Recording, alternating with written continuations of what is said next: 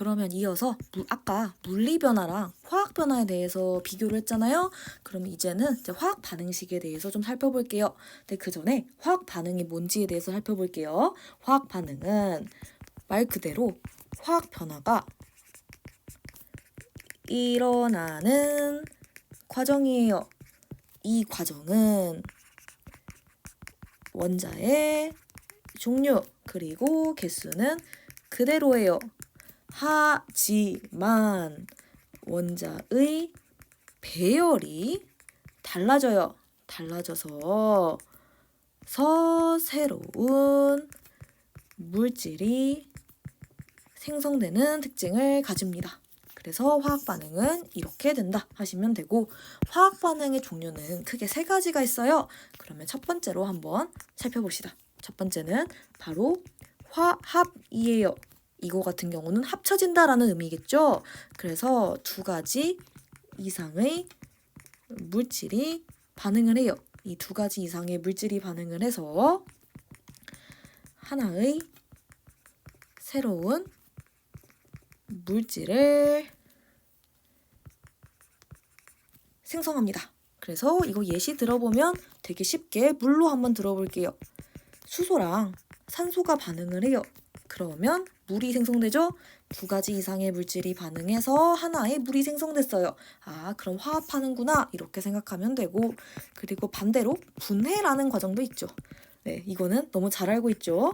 하나의 물질이 두 가지 이상의 물질로 나누어진다 이렇게 생각을 해주시면 돼요. 그래서 이거 예시를 들어보면 정확하게 반대입니다. 물이 수소랑 산소로 분해가 되어 나누어져요. 이거를 분해라고 해요. 그러면 마지막은 뭘까? 라고 하면 마지막은 치환이라는 과정이에요. 이거는 화합물을 이루는 성분의 일부가 다른 성분과 자리를 바꾸는 과정입니다. 네, 자리를 바꾼다. 치환이라고 해요. 이거는 예시를 들어볼 건데 조금 위에 두 개랑은 다른 예시예요. 지금 질산은이라는 친구가 있어요. 이 질산은은 이런 식으로 쓰거든요. 이렇게 한국말 보고 영어로 쓰고, 그리고 영어로 보고 한국말로 쓰고 할 줄 알아야 돼요. 질산은이라는 친구가 구리랑 반응을 해요.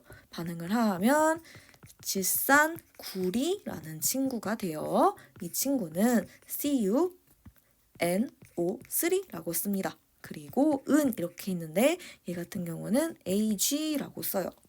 이렇게 식을 썼는데 여기서 뭔가 갑자기 의문점이 생기거든요. 지금 다른 친구들은 뭔가 여기 옆에 로마 숫자가 없는데 지금 얘만 로마 숫자가 있어요. 이거 보면서 약간 의아할 수가 있어요. 이거에 대해서 설명을 드리면 이거 같은 경우는 금속의 전하량을 표현한 거예요. 이렇게 금속의 전하량을 로마자로 표현을 해요. 지금 질산구리 같은 경우에는 금속이 구리잖아요. 그러니까 금속의 전하량이 구리, 즉 구리의 전하량이 플러스 2예요 라는 표현이에요. 그래서 이거에 대해서 조금만 더 예시를 한번 살펴볼게요.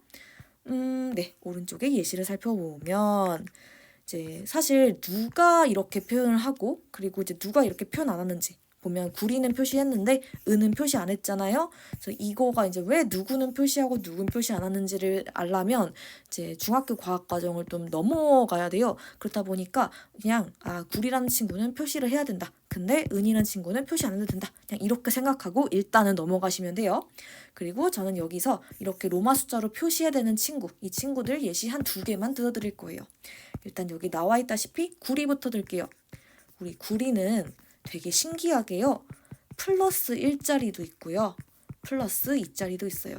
네, 다시 한번 말씀드리지만 왜 어떤 애는 이렇게 여러 가지 플러스를 가질 수 있는데 왜 이렇게 은 같은 친구는 왜 플러스 1밖에 안 되지? 라는 그런 이유는 중학교 과정을 넘어가기 때문에 일단 이렇게 표시하는 친구들은 좀 정해져 있다. 이렇게 생각해 주시면 돼요.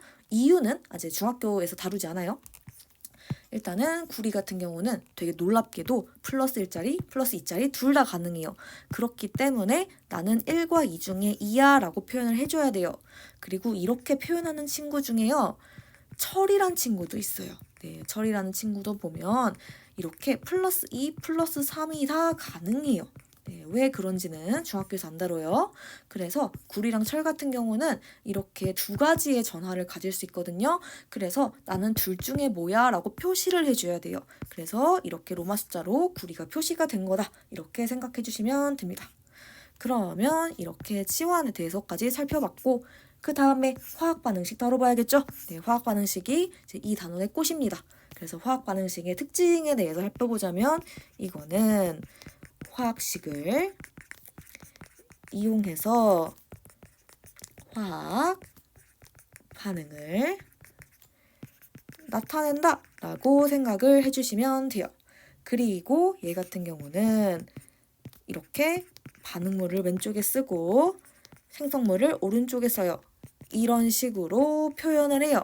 그리고 만약에 반응물이 여러 개고 생성물이 여러 개예요. 그러면 여러 개이면 플러스로 표시를 해요. 그러니까 뭐 예를 들어보자면 반응물 이렇게 있어요. 그리고 생성물 이렇게 있어요. 여러 개일 경우에는 플러스로 표시한다. 이렇게 생각해 주시면 돼요. 그리고 정말 당연하게도 반응 전후에 원자의 종류와 개수는 일치해야 합니다. 당연하겠죠? 무언가가 생성됐는데 얘가 갑자기 막 증식하거나 갑자기 소멸하거나 그러지 않아요. 그래서 반응 전후에 원자의 종류 개수는 무조건 일치해야 된다. 갑자기 사라지거나 갑자기 막 생성되거나 그러지 않는다. 이거는 명심해야 돼요. 사실 정말 당연한 내용이잖아요. 그런데 순간적으로 까먹습니다. 그러니까 이거는 꼭 기억을 해주셔야 돼요. 그리고 이 화학 반응식에서 개수를 표현하는 방법이 있어요. 일단은 가장 간단한 정수비로 나타냅니다. 그리고 만약에 개수의 숫자가 1이잖아요. 그러면 생략을 해야 됩니다. 놔두지 않고 생략을 해요. 이게 표현법이고 그리고 개수 맞추는 팁이 있는데 사실 이 화학 반응식 개수 맞추는 게 그냥 본인이 연습을 굉장히 많이 해야 되는 부분이 있거든요. 그런데 이제 제가 생각했을 때 그래도 이거는 그래도 알아두면 조금 더 연습할 때 편리하겠다라고 생각해서 일단은 적어드릴게요. 네, 중요하니까 빨강색으로 한번 적어보도록 하겠습니다. 일단은 가장 복잡한 물질 있죠. 가장 복잡하게 생긴 물질의 개수를 1로 두고 시작하면 좋아요. 이게 무슨 말이냐면 뭔가 화학식을 딱 봤어요. 근데 뭔가 개수도 많고 막 원자 개수도 막 많아요. 원자 개수도 막 많고 그리고 막 종류도 많아요. 네, 종류도 많고 그냥 아무튼 뭔가 총체적으로 제일 복잡하게 생겼어요. 그냥 딱 봐도 복잡하게 생겼어요. 그러면 이 복잡한 칠구를 1로 두고 시작해라 라는 게 첫 번째 팁이고요. 그리고 두 번째로 같은 경우는 최대한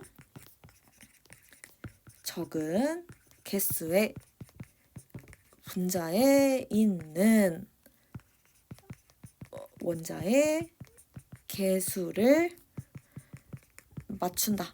원자의 개수는 어떻게 맞출까요? 반응 전후 원자의 종류와 개수가 일치한다는 걸 보고 맞추는 거예요.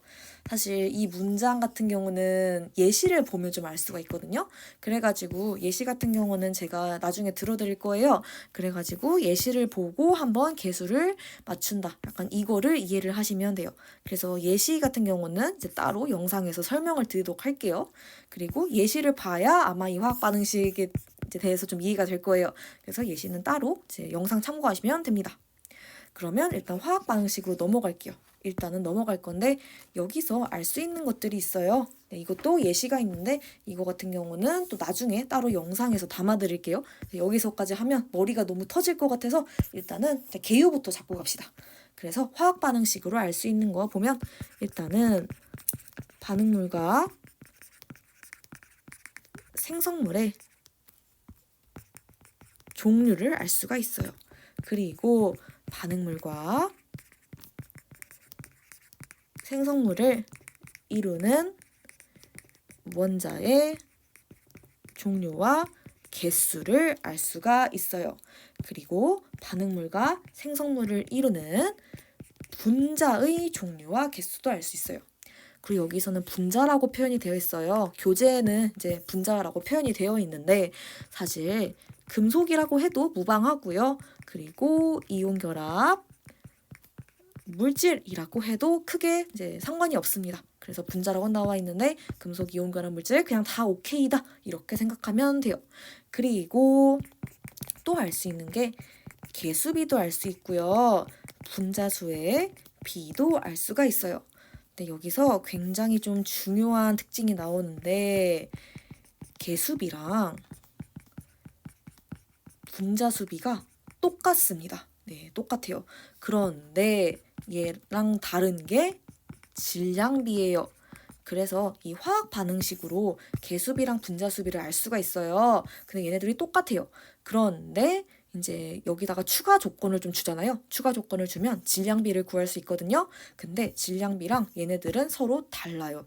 그래서 이거 같은 경우도 예시를 통해서 좀 살펴보면 이해가 쉽거든요.